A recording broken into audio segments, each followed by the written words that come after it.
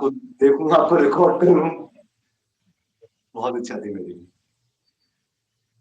ये शांतम है स्वामी जी। शांतम अहमदाबाद में रहते हैं। अच्छा अच्छा, आप ही कर रहे हैं टेक्निकल? हाँ जी, हाँ जी, हाँ जी। अच्छा, बढ़िया। अभी एक स्वामी जी और आ रहे हैं, उनका थोड़ा इंतजार कर लेते हैं। हाँ हाँ हाँ। मेरी आवाज ठीक आ रही है आपको? बिल्कुल स्पष्ट आ रही है स्वामी जी, वीडियो भी स्पष्ट है और आवाज भी स्पष्ट है एकदम से। मैं थोड़ा सा इससे वॉल्यूम बढ़ाता हूँ मेरा, आपका। हाँ जी, हाँ जी। अब बोलना स्वामी जी आप। हाँ जी, आवाज आ रही है अभी? हाँ हाँ, ज्यादा लाउड होगी, थोड़ी कम करता हूँ। नहीं, ज्यादा आवश्यक नहीं है। ठीक है।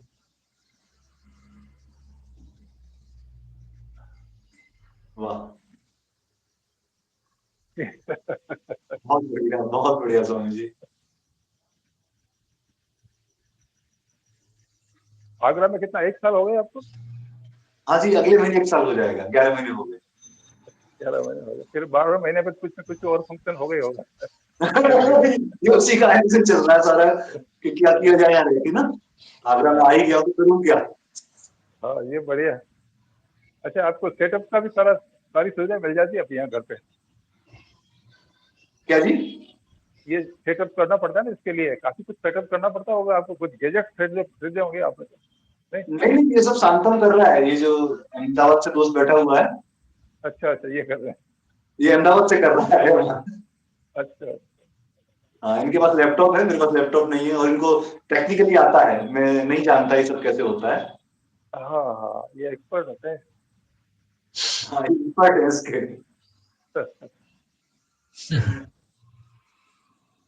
और स्वामी जी, गाँव गए थे आप? हाँ, गांव गया था मैं।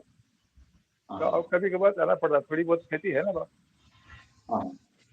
और मैंने एक छोटी सी बगिया भी लगाई है वहाँ, तो उसकी देख रेख करने के लिए। हालांकि करने वाले हैं दूसरे, लेकिन फिर भी मुझे जाना पड़ता कहाँ पे है स्वामी जी आपका खेती? है। यहाँ से 70 किलोमीटर दूर है उदयपुर। और आप 70। कहाँ पे अभी? मैं उदयपुर में हूँ। उदयपुर, वाह। जी। तो वहां पे कौन सी खेती होती है? एरंडा? नहीं, अरे नहीं, हमारे यहाँ तो नॉर्मल खेती होती है अभी। रबी में गेहूं और सरसों। और कौन सा? जैसे सरसों सरसों सरसों। सरसों। गेहूं। सरसों। हाँ हाँ, सरसों। Okay mustard. Okay. Mustard. Yes yes, बहुत बढ़िया।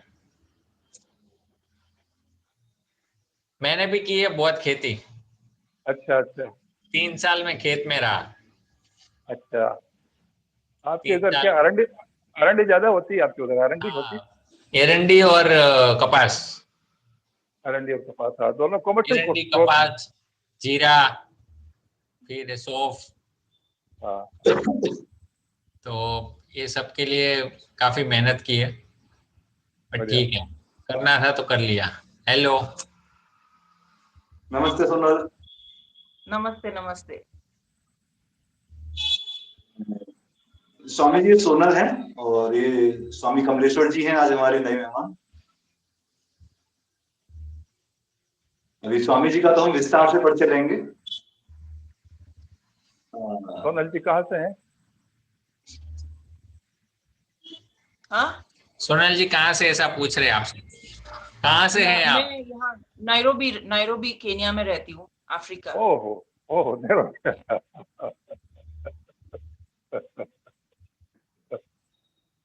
क्या टेक्नोलॉजी हो गई! क्या? टेक्नोलॉजी बहुत डेवलप हो गई। हाँ। हाय।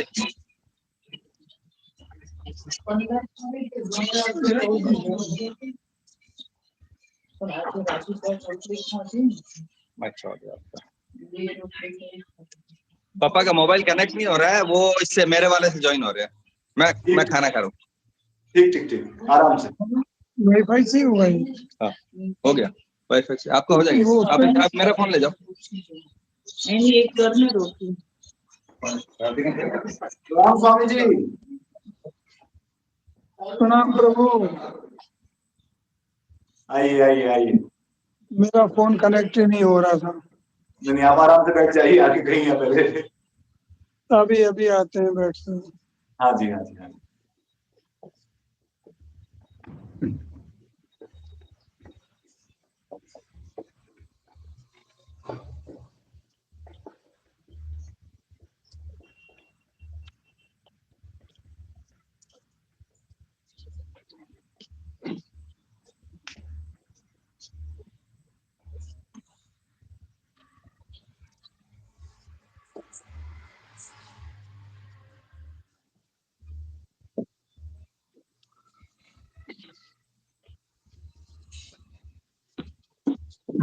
हाँ प्रभु बोलिए। वाह जी वाह, वाह जी वाह। आ गए आप। कैसे? अच्छा अच्छा, स्वामी कई दिख रहे लोग हैं अपने। हैं? हाँ 4 लोग हैं हाँ, अभी यहाँ 4 पे। लोग हैं। हाँ वेरी जी। नाइस। 4 डायमंड्स। तो तो मैं थोड़ा सा संक्षिप्त परिचय करा दूं आपस में ना। हाँ, परिचय करा दीजिए। तो अभी कम लोग हैं तो आराम से परिचय हो जाएगा, लोग बढ़ जाए उससे पहले।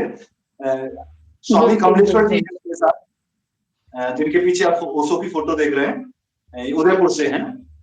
हाँ हाँ हाँ, अच्छा। हाँ जी, स्वामी जी उदयपुर से हैं और पुराने सन्यासी हैं ओशो के। मेरे लिए आप 2 सीनियर हैं इस समय मीटिंग में यहाँ पे। और हम्म। जिनको मैं परिचय करा रहा हूँ ये अपने स्वामी जी हैं, कृष्ण कबीर जी, और ये बीकानेर से हैं। स्वामी जी बीकानेर या क्या बोलते हैं उसे? कृष्ण कबीर जी बीकानेर। आप कहाँ से हैं? बीकानेर से है ना? बाड़मेर से, बाड़मेर। बाड़मेर से। बाड़मेर बाड़मेर से। बाड़मेर से। ये राजस्थान। सोनल, और ये शांतम है हाँ हमारे हमारे अहमदाबाद से। ये कहाँ से? अहमदाबाद से। जी स्वामी जी। अच्छा। स्वामी। ये सारी मीटिंग शांतम हैंडल कर रहा है अहमदाबाद से हम लोगों के लिए। मैं ऐसे ही ज्वाइन कर अच्छा रहा हूँ अच्छा जैसे आप लोग कर रहे हो वहां से। अच्छा, शांतम जी कर रहे हैं ऑर्गेनाइज सारा। हाँ जी हाँ जी, ये सारी मेहनत शांतम कर रहे हैं वहां से। हम्म। बहुत अच्छा।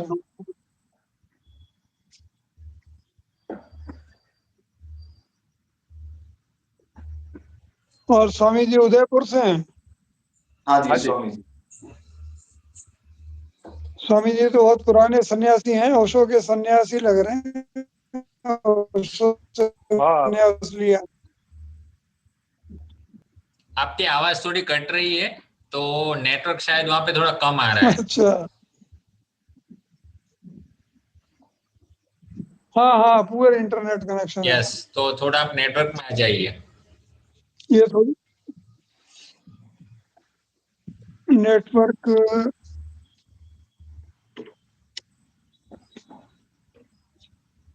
शांतम भाई की बाहर आवाज ठीक है बहुत अभी? क्लियर आ रही है, एकदम क्लियर आती है आपकी आवाज। अरे साहब ये अहमदाबाद अब में ठीक बैठे है? हैं, बढ़िया वाईफाई है इनके पास। बिल्कुल एकदम क्लियर कट आवाज है। हम्म।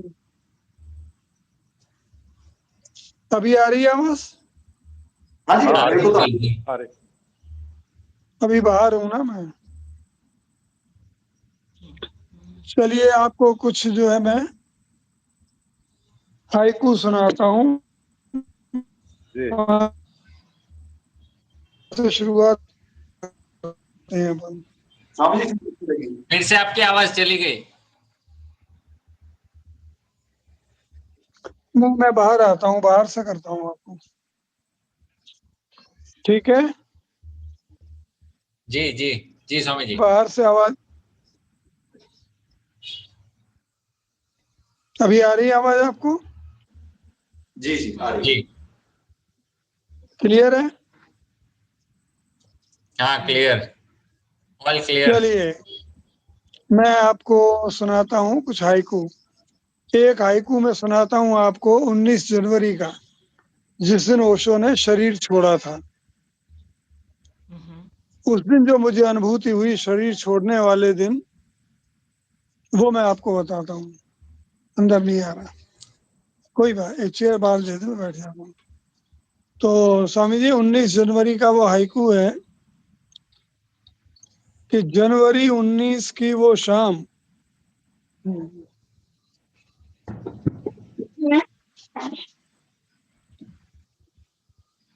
जनवरी 19 की वो शाम आकाश छोटा पड़ रहा है, कोने खींचे जा रहे हैं आसमान के, ओशो आ रहे हैं, ओशो आ रहे हैं। वाह,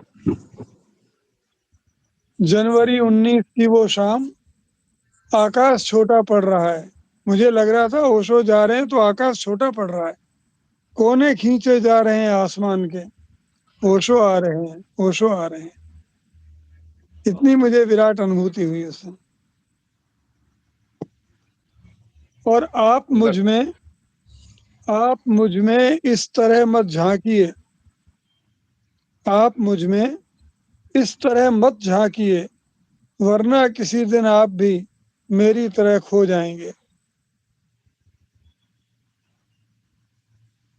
वाह, बहुत बहुत सुंदर स्वामी जी, वाह बहुत हाँ, सुंदर। आप मुझ में इस तरह मत झांकिए, वरना किसी दिन आप भी मेरी तरह खो जाएंगे। कभी कभी हम घाटियों में झांकते हैं ना, पहाड़ से नीचे घाटियों में, तो घाटी का ये वो है हाइकू। और शाख पर गुलाब आया है, शाख पर गुलाब आया है, शायद किसी तितली की दुआओं का जवाब आया है। शाख पर गुलाब आया है, शायद किसी तितली की दुआओं का जवाब आया है। और एक जीवन के सफर के बारे में है, अजब सफर में हूं, अजब सफर में हूं, चलूं तो रास्ता और रुकूं तो मंजिल हूं। अजब सफर में हूं, चलूं तो रास्ता और रुकूं तो मंजिल हूं। और मैं खुद अपनी ही एक अदा हूं, मैं खुद अपनी ही एक अदा हूं, सोचूं तो खुद न सोचूं तो खुदा हूं। मैं खुद अपनी ही एक अदा हूं, सोचूं तो खुद। हम सोचते हैं तो सीमित हो जाते हैं, नहीं सोचते हैं तो हमारा कोई और छोड़ नहीं।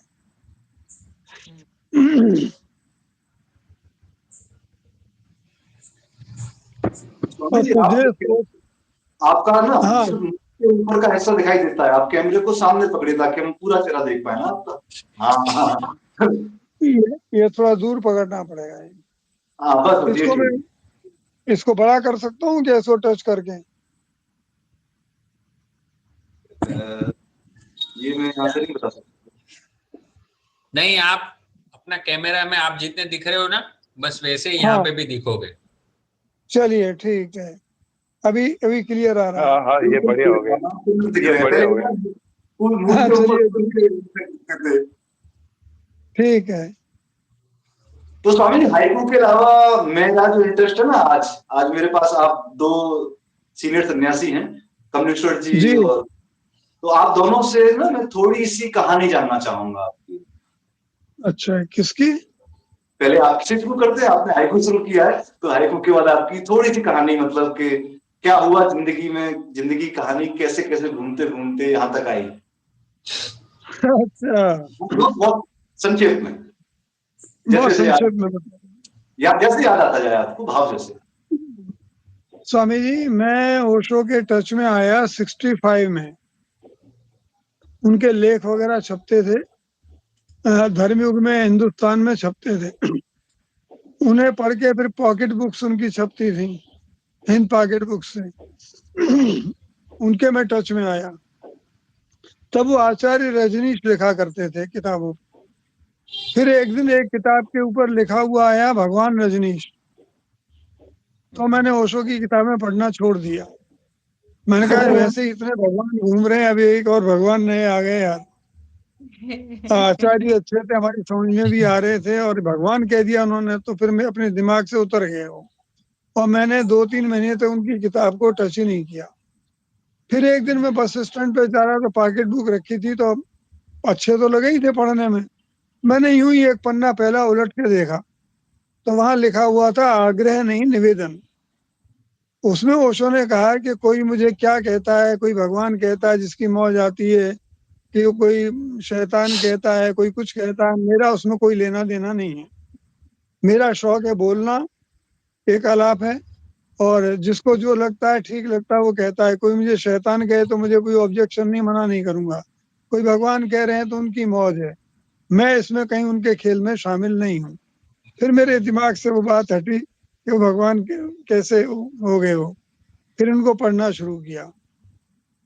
फिर मैंने पढ़ते पढ़ते तो ऐसा लगा कि एनलाइटेंड ही हो गए हम। कहीं जाने की जरूरत ही नहीं है, किसी से कुछ पूछने की जरूरत नहीं है। ओशो कहते हैं 1 इंच भी इधर उधर हटने की जरूरत नहीं है, तुम जहां हो वही मंजिल है, और परमात्मा पाया हुआ है। तो इतना उनको पढ़ा कि ऐसा लगा कि हम तो पहुंच ही गए हम। तो फिर स्वामी जी एक ऐसा हुआ, मैंने ओशो को एक पत्र लिखा है, अंतर्देशीय पत्र। एक दिन भाव आया, भाव में एक पत्र लिखा मैंने उनको।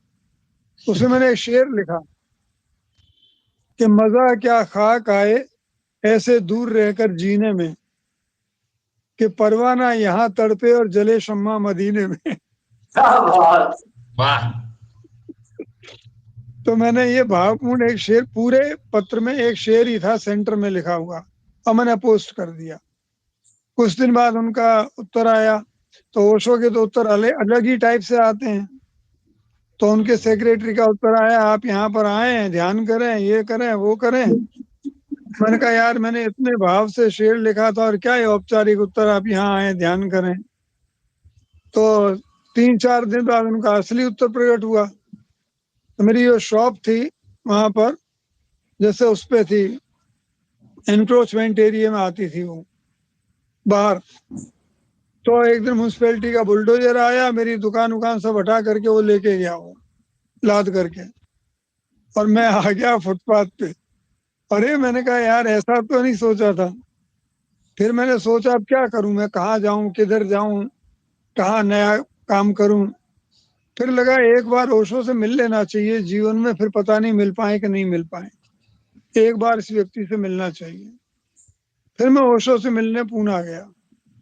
उनका समाधि शिविर था, तब 10 दिन के लगते थे कैंप, ध्यान समाधि साधना शिविर 10 डेज के होते थे। तो मैं उसमें गया। तो पहले दिन जब मैंने ओशो को देखा, वो आए अंदर से हाथ जोड़ते हुए, बाहर व्हाइट गाउन पहने हुए। तो मुझे जो पहला ख्याल आया वो ये आया कि मैं बेकार इतनी दूर तक आया। ये साधारण से एक आदमी यार, एक व्हाइट रंग का गाउन पहने हुए और बाहर आए हैं। कहाँ मेरे मन में कल्पना थी भगवान की, पता नहीं कितना क्या होगा, उनका आभा मंडल होगा, और ये होगा और वो होगा। तो मेरा जैसे सपना टूटा एक तरह से। चलो मैंने कहा आ गए, कोई बात नहीं। लेक्चर सुना उनका, लेक्चर में डूबे, बहुत अच्छा लगा। फिर दूसरे दिन स्वामी जी, मैंने उनसे कुछ प्रश्न पूछना था, मेरी कुछ प्रॉब्लम थी जिसके कारण मैं गया था। मैंने कहा ओशो से बात करनी है, कुछ उनसे सलाह लेनी है। तो उन्होंने कहा ओशो से आप बात नहीं कर सकते, पहले आपको संन्यास लेना पड़ेगा, तभी आप बात कर सकते हो। अब उन्होंने टॉकिंग दर्शन देना बंद कर दिया है, संन्यास लेना है तो बात करो, उनकी सेक्रेटरी ने कहा। तो मैंने कहा मैंने जिंदगी में कभी संन्यास लिया नहीं, मुझे क्या पता संन्यास क्या होता है, और झूठ मूठ में क्या संन्यास लूं, मुझे आप जाने दो, और फिर उनसे मिलकर के जो बात होगी, संन्यास होगा तो हो जाएगा। मैंने कहा, बोले नहीं, संन्यास के बिना नहीं होगा। फिर मैं चला आया। तो फिर मेरा मन हुआ, मैं उनके पास गया दोबारा। तो उन्होंने कहा कि हम इतने लोग यहाँ बैठे हुए हैं, इतने लोग घूम रहे हैं संन्यास लिए हुए, तो आप भी उस संन्यास ले लो और टॉकिंग दर्शन कर लेना। मेरे मुंह से निकला, हो सकता है आप सब लोग गलत हो, मैं आपको देख करके संन्यास क्यों ले लूंगा, मुझे आप सीधे मिलने दो, फिर संन्यास होगा तो हो जाएगा। तो उन्होंने कहा नहीं, संन्यास के लिए आपको लेना पड़ेगा, तभी होगा। तो चलो मैंने कहा यार देख लेते हैं। उन्होंने कहा पसंद नहीं आए तो बाहर आके वापस कर देना, उसमें क्या है, आपकी बात भी हो जाएगी। ओशो का संन्यास ऐसा तो है नहीं कोई सूली चढ़ना है, वो होना है। संन्यास अंदर ले लेना, बाहर आके ऑफिस में जमा कर देना, वापस कर देना। तो वो बात समझ में आई मेरे को, चलो ऐसा कर देंगे, वापस कर देंगे। तो मैंने कहा ठीक है। बोले कल शाम को 6 बजे आ जाओ लाउत्सु गेट पे और गैरिक वस्त्र पहन के आना। तो मैंने उनसे कहा कि ठीक है। मैं बाहर निकल गया, गैरिक वस्त्र मेरे पास थे नहीं।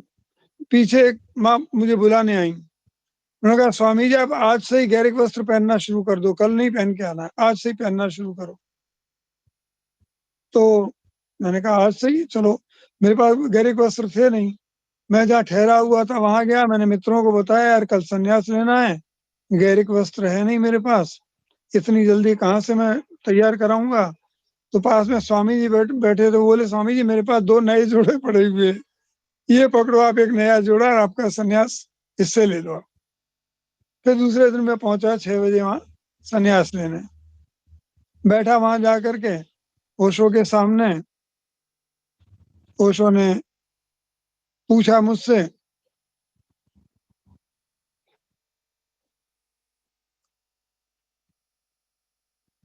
कहाँ से ऐसे कुछ पूछा, प्रश्न पूछा मुझसे, कैसे हो। तो मैं आया, मैंने जो एड्रेस लिखा था ना, मैंने जो वहाँ आश्रम में एड्रेस लगाया था वो आगरा का लिखाया था मैंने, क्या मैं उधर से ही आगरा था। मैं अभी मैं बाड़मेर आ गया था महीने भर से जो, तो यहाँ मैं कोई काम वगैरह देख रहा था, तो मैं यहीं से गया था वहाँ बाड़मेर से ही। और एड्रेस भी मैंने वहां पर वहीं का लिखाया था, आगरा का ही, तो परमानेंट एड्रेस था। ओशो के सामने पहुंचा तो ओशो ने सीधे मुझसे पूछा बाड़मेर में क्या कर रहे हो।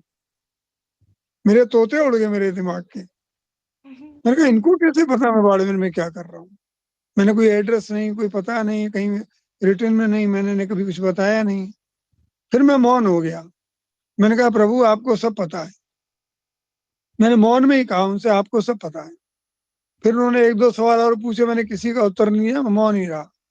फिर मैंने उनको प्रणाम किया और उन्होंने मुझे आशीर्वाद दिया और मेरे गले में माला डाली और वही करके और नाम दिया स्वामी कृष्ण कबीर। संन्यास मेरा घट गया। उसके बाद में आया, फिर बहुत कुछ घटा जीवन में, चलता रहा, सेटलमेंट वगैरह भी हुए। इससे पहले एक घटना घटी कि मैंने जब भगवान से कोई प्रश्न पूछना था, मैं ऑफिस में गया, वहां वो कहते थे कि आपको कुछ पूछना है तो ऑफिस में जाओ और पेन और पेपर वहां रखा हुआ है, आप पेपर पे लिख के क्वेश्चन बॉक्स में डाल दो, भगवान नेक्स्ट डे आपको आंसर दे देंगे। मैंने कहा ठीक है। स्वामी जी वहां की क्या पता नहीं उस माहौल में क्या नशा था, ओशो के आसपास क्या एनर्जी थी, बिल्कुल पिन ड्रॉप साइलेंस मेरे अंदर। मैं ऑफिस में गया, मैंने एक व्हाइट पेपर उठाया और पेन उठाया क्वेश्चन लिखने के लिए।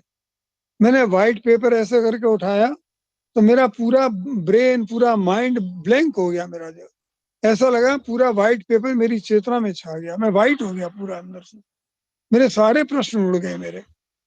पेन को ऐसे करके देखा तो पेन भी एक क्वेश्चन मार्क में बदल गया, व्हाइट पेपर भी एक क्वेश्चन मार्क में बदल गया। जैसे मैंने पेपर और क्वेश्चन मार्क वहीं रखा, मैंने पेन, और मैं फिर वहां लाउस से गेट पे सुबह प्रवचन के टाइम पे मैं पहुंचा। तो मैं अंदर जब एंटर हो रहा था तो मेरे मन में था कुछ पूछना है, क्वेश्चन पूछना है, क्वेश्चन पूछना है, क्या पूछना है पता नहीं। अचानक रास्ते में चलते हुए व्हाइट कलर का फूल मैंने तोड़ लिया पेड़ से, अचानक मैंने तोड़ लिया। छोटा सा फूल था, जैसे मोगरे का फूल होता है ना बड़ा सा, ऐसा फूल था वो तोड़ के मैंने अपने हाथ में रख लिया। मैं अंदर जाके बैठ गया, सबसे लास्ट में बैठा था मैं, जहाँ बाउंड्री है उसकी, प्रवचन के आगे लोग बैठे थे, मैं लास्ट में बैठा। ओशो आए, प्रवचन देने लगे, स्टार्ट किया उन्होंने सबको प्रणाम करके। मैंने अपने हाथ में जो फूल था वो मैंने ओशो के सामने ऐसे करके ऐसे किया और मैंने उनसे पूछा ये क्या है, मन में पूछा अपने मन में, ये क्या है बता दीजिए। ओशो थोड़ा इधर उधर देखे रहे और फिर अचानक उन्होंने मेरी ओर देखा। जैसे ही उन्होंने मेरी ओर देखा पता नहीं क्या हुआ, मेरी नाभि से जो है एक एनर्जी धक धक धक धक करती ऊपर उठी और वो फूल जो मेरे हाथ में था, पहले तो मुझे ओशो को जब मैंने देखा तो वहां पर उनका जो है ना कुछ चेयर से उनकी बॉडी गायब हो गई वहां से जो, और पूरी चेयर के चारों ओर एक व्हाइट कलर का एक आभा मंडल जैसे कि रोशनी होती है ना, वो थी उसमें। उस रोशनी में मुझको रामकृष्ण परमहंस दिखाई दिए रूप बदलते हुए। जीसस क्राइस्ट दिखाई दिए। और जैसे ही थोड़ा गुरुजीएफ की थोड़ी शक्ल उसमें क्रिएट हुई, तब तक तो मेरी नाभि से वो धक धक करके ऊर्जा उठी। वहाँ मना था बोलना, हंसना, करना, रोना मना था, लेकिन वो एनर्जी ऐसी उठी स्वामी, मेरे गले से जाकर के मेरे मुंह से चीखें निकली और मैं पीछे गिर गया। मैं पीछे गिर गया लॉन में। फिर वहाँ 2-3 लोग जो गार्ड्स होते हुए आए, उन्होंने मुझे उठाया, उठा के ले जाके बाहर मुझे शिला पे लेटा दिया। उसके बाद तो ये हालत था शक्तिपात के बाद कि बरसों मेरी हालत ये रही कि मुझे ये लगता था कि दुनिया बाहर है या मुझ में है, ये कम्यून जो है ये बाहर है या मेरे अंदर है, ये पक्षी बाहर बोल रहे हैं या मुझ में बोल रहे हैं, ये सूर्योदय बाहर हो रहा है या मुझ में हो रहा है। ऐसी बहुत महीनों तक मेरी हालत रही ऐसी मस्त आनंद से भरी हुई। फिर धीरे धीरे ओशो की कृपा बरसती रही, जीवन चलता रहा और आज तक वो नशा तारी है और ओशो की साए में बैठे हैं और जिंदगी एक अपूर्व आनंद के अंदर है। रोज नई डायरी खुलती है, रोज नए पन्ने खुलते हैं, हर दिन के साथ कुछ ना कुछ नया होता है और जिंदगी एक मस्ती और आनंद में भर गई है। तो बहुत सुंदर रहा जीवन में। ये छोटी सी राम कहानी ओशो से जुड़ने की। वाह, वाह, बहुत क्या बात है।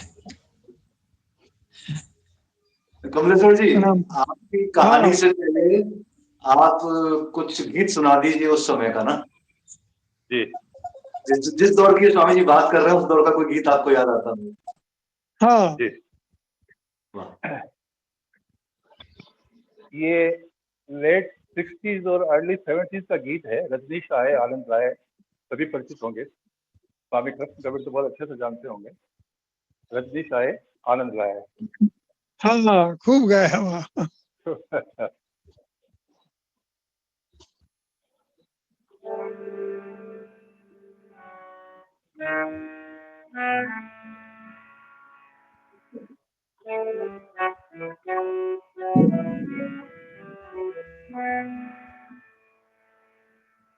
रजनीश आए आनंद आए,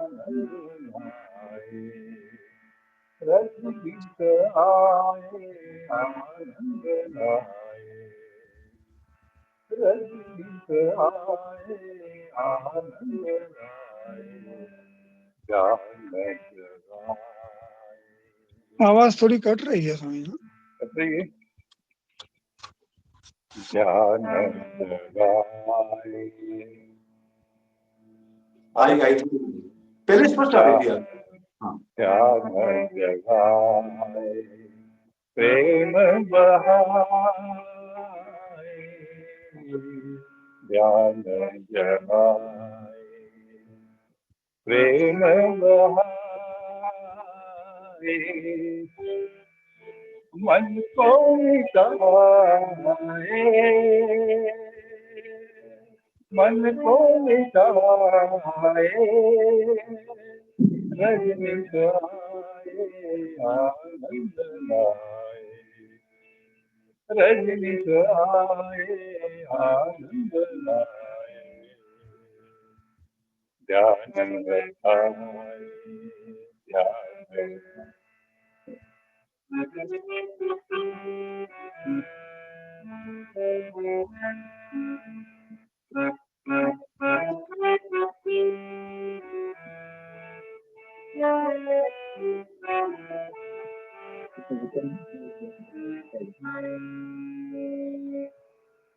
उजली कथा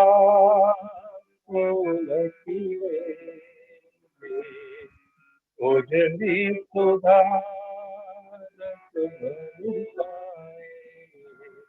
उजली घटा उजली सुधा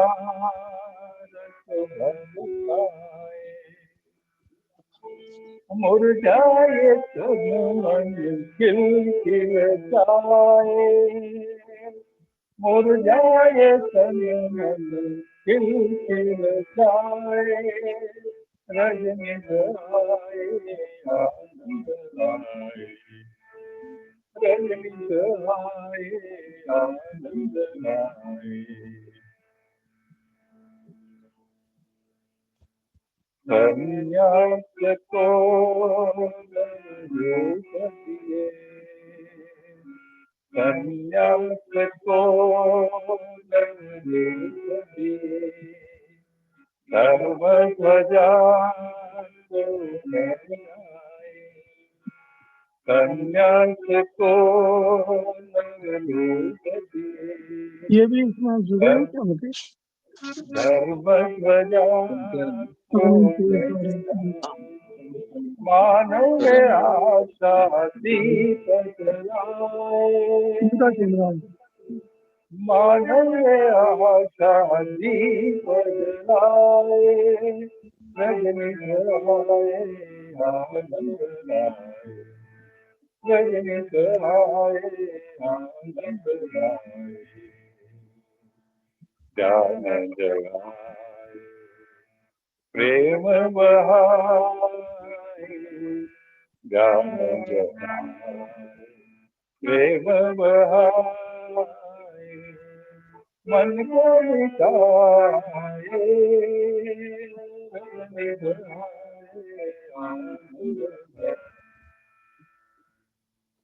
ये सही बस ज्यादा बड़ा नहीं, बस इतना सही है। बहुत अच्छा, बहुत गाया था उनके सामने, ओशो के सामने, रजनीश आए आनंद लाए। हाँ, ये बहुत ज्यादा प्रचलित था।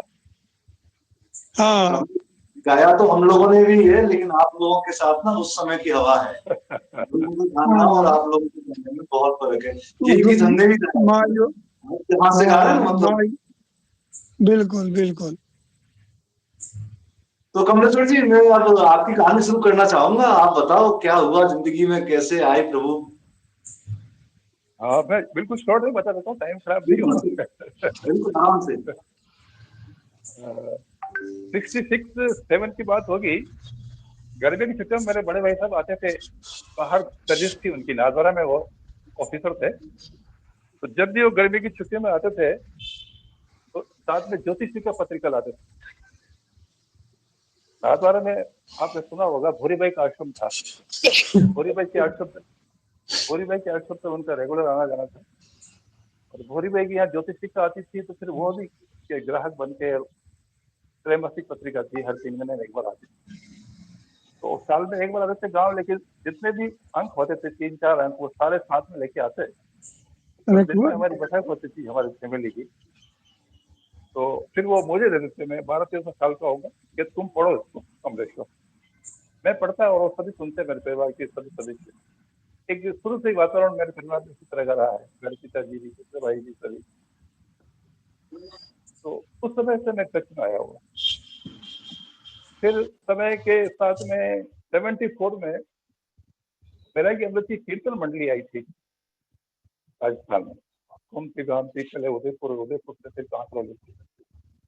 तो मेरी उस समय सर्विस हो गई थी, 20 से 30 साल का था, 30 साल का ही था, 30 साल का। तो कीर्तन मंडली आई तो मैं तो पहले दिन से जुट गया। वो मेरे जीवन का एक टर्निंग पॉइंट था। 3 दिन उनके साथ में, मंडली के साथ में रहा, खूब नाचे, कूदे, ध्यान किया। तो ओशो को सुना तो खूब था, पहले पढ़ा था, आपने सुना नहीं था, पढ़ा था। ओशो को साक्षात कभी सुना नहीं था, कैसेट प्लेयर की सुविधा नहीं थी, तो पढ़ा बहुत था। लेकिन पहली बार किसी सन्यासी को देखा, इस तरह से सन्यासी को नाचते जामते ध्यान करते हुए देखा, तो फिर मैं वहाँ ध्यान में खूब आनंद आया। फिर वहां से मैं ध्यान रेगुलर करने लगा। और 2 साल बाद 76 में फिर मैं पुनः जा पाया सन्यास लेने के लिए, 2 साल इंतजार करने के लिए।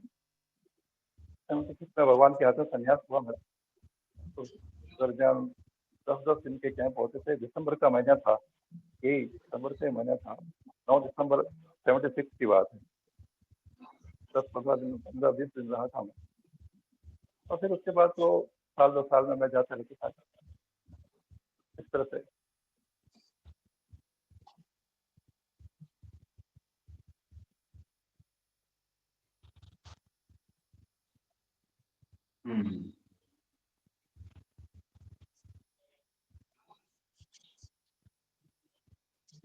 एक गीत गीत सुनाता हूँ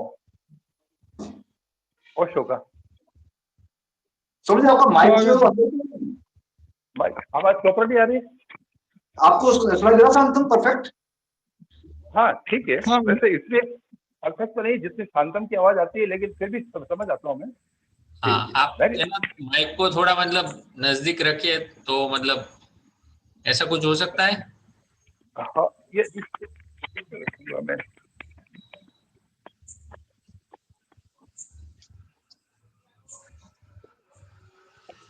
कैसे ट्राई करते हैं? ठीक है, हाँ जी, ठीक है आवाज। बस जी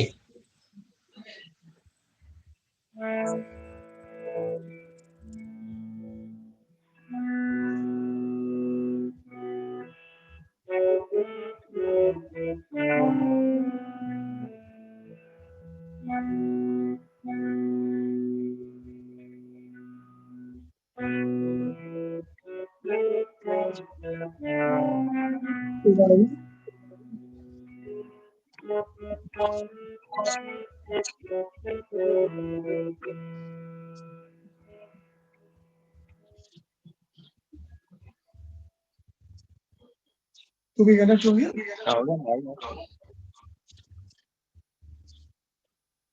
हाँ।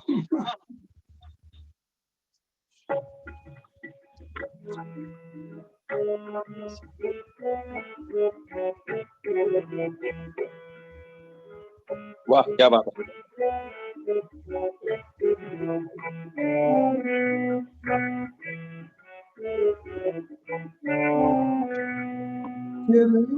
ओशो ओशो तू कितना प्यारा है, ओशो ओशो तू कितना प्यारा है, तेरे आने से जीवन में आया है, तेरे आने से जीवन में आया है, तेरे आने से जीवन में आया है, ओशो ओशो तू कितना प्यारा है, ओशो ओशो तू कितना प्यारा है।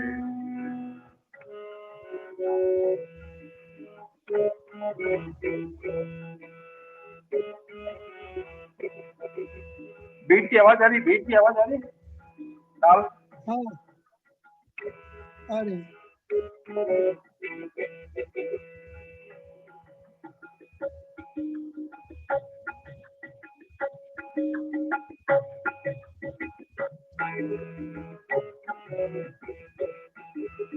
तूने हमको ध्यान दिया, जीने का सम्मान दिया, तूने हमको ध्यान दिया, जीने का सम्मान दिया, जीने का सम्मान दिया, जीने का सम्मान दिया, तूने हमको ध्यान दिया, जीने आवाज का क्लियर आई है। सम्मान दिया, तू कर अपने इतना प्यारा लगता है, तू कर अपने इतना प्यारा लगता है, तू कितना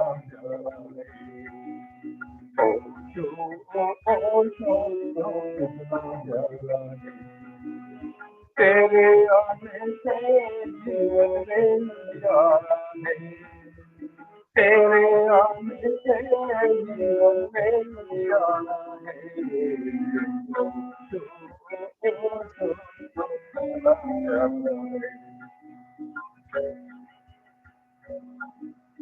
अंधेरों में भटक रहे, दीवारों के अटक रहे, अंधेरों में भटक रहे, दीवारों के अटक रहे, दीवारों के अटक रहे, दीवारों के अटक रहे, अंधेरों में भटक रहे, दीवारों के अटक रहे, दिया जला के पार दिखाया होता है, दिया जला के पार दिखाया होता है, कितना प्यारा है, कितना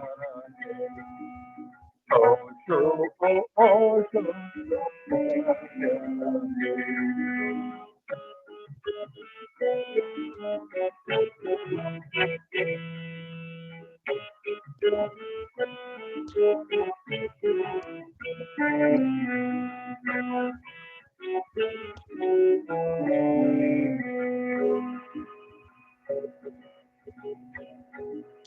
नहीं हाथ में कोई हथियार, नहीं हाथ में कोई हथियार, केवल वाणी करे प्रहार, केवल वाणी करे प्रहार, केवल वाणी करे प्रहार, केवल वाणी करे प्रहार, नहीं हाथ में कोई हथियार, केवल वाणी करे प्रहार।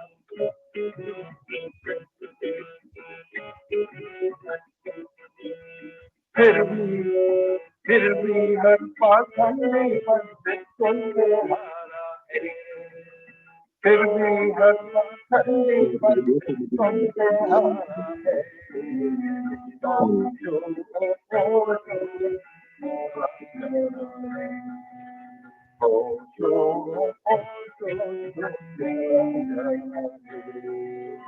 तेरे आने से तेरे आने से बहुत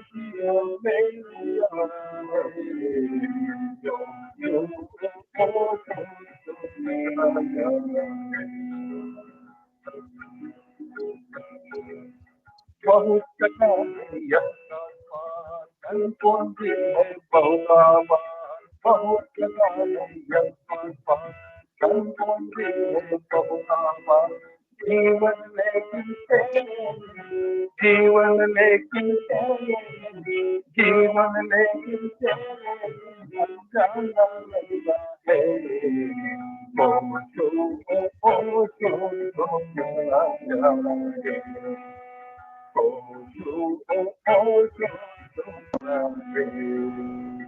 तेरे आने से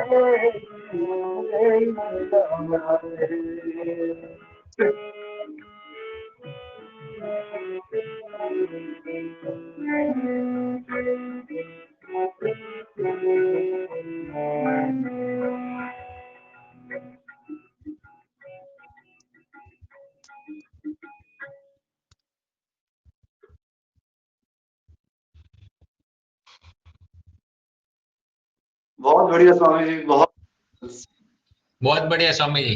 स्वामी जी एक बार है ना, अब आप मोबाइल में से माइक जो आपका हेडफोन है उसको निकाल दीजिए और फिर अच्छा। बात कीजिए। क्या करूं? अब क्या करूं? मोबाइल है ना, मोबाइल में से जैक निकाल दीजिए। मोबाइल में से हेडफोन जैक निकाल दीजिए। ये जो है ना, ये इसको निकाल दीजिए। मोबाइल में नहीं, ब्लूटूथ है। आप ब्लूटूथ ब्लूटूथ बंद है। कर दीजिए, बंद कर दीजिए ब्लूटूथ को। ब्लूटूथ बंद कर दूं? यस। हाँ ब्लूटूथ बंद कर दूं? यस कर दीजिए। हाँ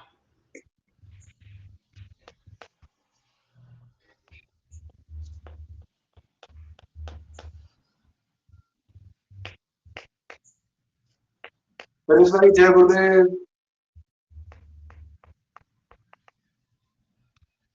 आपका माइक ऑफ है। इनका 1 मिनट करता।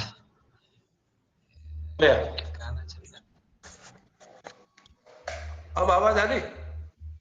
एकदम हाँ, परफेक्ट। अब काफी अच्छी आ रही है, अब काफी साफ है, पहले से बहुत ज्यादा अच्छी है। अच्छी आ रही? अच्छा। हाँ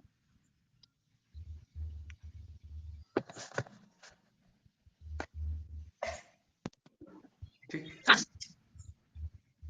ये मेरे यहाँ गोल घेरा क्या आ रहा है स्वामी जी? ये प्रशांत स्वामी जी क्या जी? कुछ ब्लू ब्लू सा एक सर्कल, खैर होगा कोई खास नहीं है, ब्लू सर्कल सा बना हुआ। हाँ जी, हाँ जी, वो प्रिंस नाम से एक लड़का है, उसने अपना वीडियो ऑफ कर रखा है, वो सिर्फ सुन रहा है हमको। एक व्यक्ति है, एक व्यक्ति है, वो दिखाई नहीं दे रहा, वो छिपके बैठा हुआ है उस गुल्लू के पीछे। मैं थोड़ा ऊंचा सुनता हूँ, इसका मतलब इसमें आवाज मुझे प्रॉपर नहीं आती। बट आपकी आवाज हमें क्लियर आ रही है। वापस डालो। आप वो लगा लीजिए, सुन नहीं पाएंगे तो फिर दिक्कत होगी, लगा लीजिए। लगा लीजिए, आप लगा लीजिए। अपना वीडियो भी चालू है, ऑडियो भी चालू है, वीडियो भी चालू है, चालू है, मुकेश जी आपकी आवाज आ रही है। हाँ हाँ हाँ बिल्कुल।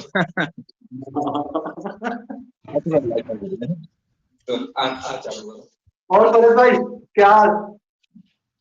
एकदम मजे मजे। बड़ा अच्छा लगा आपका सरप्राइज देख के, आप आगे। हाँ, ये इस टाइप का एक्सपीरियंस भी फर्स्ट टाइम। मुकेश भी सडनली बोले ये चल रहा है कुछ कॉन्फ्रेंस टाइप का, तो मैंने बोला चलो। और आपको पहली बहुत दिनों के बाद देखा तो और अच्छा लग रहा है। हाँ, ये नया प्रयोग शुरू किया है एक। हाँ हाँ, नहीं बहुत अच्छा है। अभी तो इतना एडवांस सब चल रहा है अपने पास, तो मिलना चाहिए ना। हाँ जी, हाँ जी, हाँ जी। ये कमलेश्वर स्वामी जी हैं, परेश भाई, हाँ ब्लू जी। शर्ट में जो गा रहे थे अभी, ये कमलेश्वर हाँ जी हाँ हैं। हाँ हाँ ये उदयपुर में रहते हैं और भगवान के प्राण हाँ। सन्यासी। अच्छा। हाँ हाँ। फिलहाल नमस्ते सर, नमस्ते। परेश भाई अहमदाबाद में रहते हैं और ब्रह्मदान जी के यहाँ बहुत साल तक हुए। अच्छा। अभी ब्रह्मदान जी माधोपुर वाले। हाँ हाँ हाँ हाँ हाँ, ब्रह्म प्रधान जी। हाँ, अच्छा अच्छा, वहाँ है। ब्रह्मदान जी। और है। हाँ, बाहर ही। 2005 से 14 तक। ओहो, इतना साल रहे। मैं खाली एक बार आया था वहाँ, एक बार आया था। अच्छा, नया गोकुल बनना चालू हुआ तब से, अच्छा। वाह। अगर आप थोड़ा बहुत जानते हो तो। नहीं, मैं ज्यादा परिचित नहीं हूँ, एक बार आया हाथ सिर्फ। अच्छा, मगर देखने जैसा है माधवपुर आश्रम, एकदम हाँ, ब्यूटीफुल। काफी काफी बड़ा है, काफी बड़ा, विशाल, अच्छा है। हाँ, और जो भाई कोस्टल एरिया में है ना, वो बहुत ही सुंदर जगह भी बहुत सुंदर। मुझे एक चीज विशिष्ट लगी वहाँ, बाबा राम दुलारे एक हुए हैं संत, बाबा राम हाँ जी, दुलारे, हाँ जी। उनकी समाधि मुझे वहाँ दिखी। ओशो के, और ओशो के मित्र थे। हाँ, ओशो के समकालीन थे। तो मेरे बड़े भाई साहब हाँ, जिनकी मैंने अभी नहीं चर्चा दोनों की, मित्र भी थे। हाँ मित्र तो, मेरे बड़े साहब जिनकी मैंने चर्चा की, वो उनके उनके शिष्य थे राम दुलारे के। उन्होंने हाँ बड़े बड़े भाई साहब जिन्होंने जो मंगाते थे ज्योतिष शिक्षा, और बाद में बढ़ते रहे, जिंदगी भर पढ़ते रहे वो, लेकिन ओशो का शिष्य तो कभी नहीं लिया उन्होंने, राम दुलारे के शिष्य है। उनके मन में ये रहा कि ओशो का शिष्य होने का मतलब उनके गुरु से द्रोह हो जाएगा। राम दुलारे से द्रोह हो जाएगा।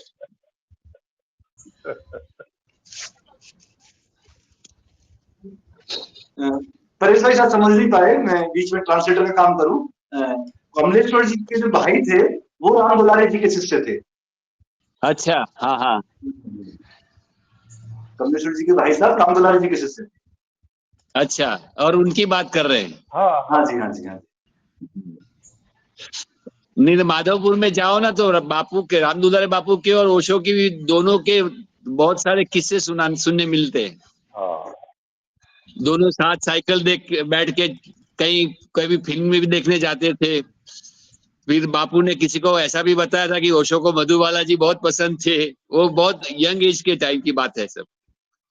फिर पोरबंदर ओशो जब शिविर लेने आए, तो राम दुलारे बापू जहाँ रुके थे वहां से जयश्री बहन टिफिन लेके जाती थी ओशो का। अच्छा। तो जयश्री बहन को वो राम दुलारे बापू क्वेश्चन लिख के भेजते थे, पूछना ये ओशो को पूछना ऐसा। उस टाइम तो आचार्य रजनीश कहा करते थे। तो 2-3 दिन सवाल पूछे, फिर जयश्री बहन को रजनीश जी, आचार्य जी पूछते ओशो कि ये सवाल तेरे नहीं है, कौन कौन तुझसे लिखवा के भेजता है। तो बोले हमारे वहाँ एक बापू रुके हैं, उनके है ये। और बोले टिफिन में भी जो आइटम आप बनाते हैं वो राम दुलारे बना के भेजते हैं। तो बोले उनको बोलना मैं मिलना चाहता हूँ। हाँ आपको पता है युक्ति ये बात? हाँ, हाँ, मुझे, मैंने माधोपुर में सुना है। हाँ मैंने मुझे सुना है। हाँ मुझे इससे मिलता जुलता किस्सा मुझे मेरे भाई साहब ने बताया है। मेरे भाई ये साहब ने है राम दुलारे बापू। इससे मिलता यस। इससे मिलता जुलता किस्सा उन्होंने बताया कि जब ओशो आए थे, उदयपुर आए थे, तो राम दुलारे यही ठहरे हुए थे उदयपुर में। सॉरी, ओशो यही ठहरे हुए थे और राम दुलारे भी ठहरे हुए थे। तो राम दुलारे ने अपने भक्तों को कहा, जिन्हें भाई साहब भी भक्त थे, कि ये जाकर के ओशो से ये प्रश्न करना। ओशो एक बात बताते हैं कि वो पेड़ पे जब ध्यान कर रहे थे तो उनकी बॉडी नीचे गिर गई और फिर एक सिल्वर कोड से जुड़ी हुई थी। तो उस समय में प्रश्न था, तो मेरे भाई साहब ने इनकार कर दिया कि मैं तो ये प्रश्न नहीं पूछूंगा। कोई एक दूसरे और थे, उन्होंने प्रश्न पूछा, तो ओशो ने सीधा प्रश्न यही पूछा कि ये तुम्हारा प्रश्न है, तुम्हारा प्रश्न हो तो बताओ, तुम्हारा प्रश्न ये नहीं। फिर वो फिर ओशो ने ये भी कहा अगर तुम्हें करके दिखाना हो तो मैं दिखाऊं भी, वैसे प्रश्न तुम्हारा नहीं है। फिर वो पीछे हट गया। ये बड़े भाई साहब ने बताया किस्सा। बापू उसकी कंटिन्यूटी में वो बात ऐसी आई कि जैसे मैसेज आया कि ओशो जी आपको मिलना चाहते हैं रामदुलारी बापू को, तो रामदुलारी बापू ने ठीक बोला चलेंगे। फिर रात को बोले कि चलो अभी चलना है तो मिलने। तो जयश्री बहन तो शौक हो गई, रजनीश जी जैसे महान पुरुष को अभी रात को 12 बजे बापू अपने सामान्य कक्षा के मिलने चलना चाहते। बोले अभी उनको मिलने नहीं जा सकते, अभी इतनी देर को थोड़ी भगवान को तकलीफ देते। तो बोले ठीक है तू नहीं चाहती है तो फिर नहीं चलते। फिर दूसरे दिन उन जयश्री बहन ने बताया पूरा वाक्य, तो बोले मैं पूरी देर रात तक उसकी राह देखता था, क्यों नहीं आए आप लोग, आना था ना। मतलब वो लोग इनके इंटीमेट थे, दोनों बहुत ही इंटीमेट दोस्त थे, हाँ, मतलब दोनों करीबी जान पहचान। ये बड़ी बात है, समकालीन थे दोनों। फिजिक्स में भी दोनों एक जैसे थे लगभग, वैसे ही बहुत घनी दाढ़ी थे और अच्छे बाल। रामदुलारी भी जवानी में बहुत सुंदर रहे हुए, और वो भी चोगा पहनते थे, रामदुलारी भी चोगा पहनते थे। हाँ हाँ। और कहिए सब। बस बढ़िया है।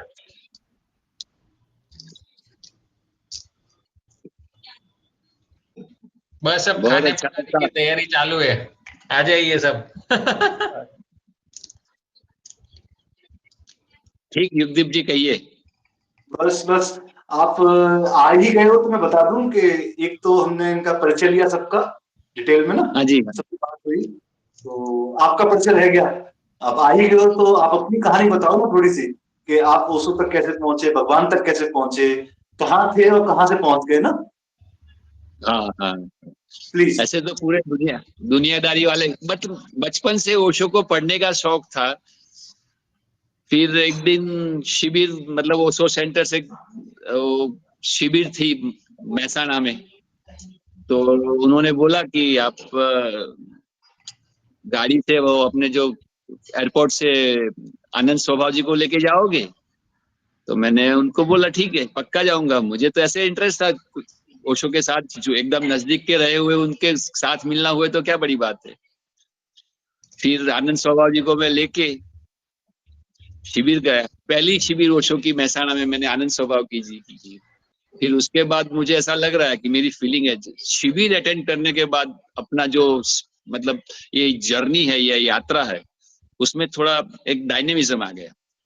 ठीक, जस्ट फिर वो रेगुलर हम सैटेलाइट में दीपक स्वामी के वहाँ रेगुलर फिर मेडिटेशंस करने लगे। फिर वहां से ब्रह्मवेदांत जी मिले, ब्रह्मवेदांत जी अहमदाबाद आते थे तो वहीं से मैसेज मिले, फिर ब्रह्मवेदांत जी से जुड़ना हो गए। फिर ब्रह्मवेदांत, कुदरत को ऐसा करना था कि इफको में जॉब चल रही थी, मगर इस यात्रा में जाना होगा तो ऐसा हुआ कि सब इफको की जॉब भी छोड़ गई, आराम से छूट गई, और कुछ फैमिली का भी सेटलमेंट सही हो गया, और 10 साल करीब करीब 10 साल ब्रह्मवेदांत जी के साथ रहने का, करीब से काम करने का, समझने का, जीने का एक मौका मिल गया। फिर वहीं से गुरु जी अपने अपने मूर्तिकार है ना धर्मानंद जी। आज जन्मदिन है उनका, आज बर्थडे है उनका। हाँ। फिर तो अभी गुरु जी एकदम बहुत सुंदर। सब मास्टर लोग ये अच्छी तरह संभाल ही लेते हैं, बहुत ही सुंदर तरीके से संभाला है कि बस कुछ शब्द नहीं है अपने पास। इतने सद्भागी हम रहे हैं हम सब, क्या कहिए, बस एकदम मजे मजे। कभी भी नजदीक आना होगा तो पर्सनली भी मिलने आप लोगों को बहुत ही खुशी होगी, मगर सब लोग दूर दूर रहते होंगे शायद, है ना। हाँ, हमने सबसे ज्यादा सोनल रहती है। सोनल बताओ यार तुम कितना दूर हो यहाँ से? अफ्रीका में, नायरोबी, केन्या में, okay east Africa. Okay.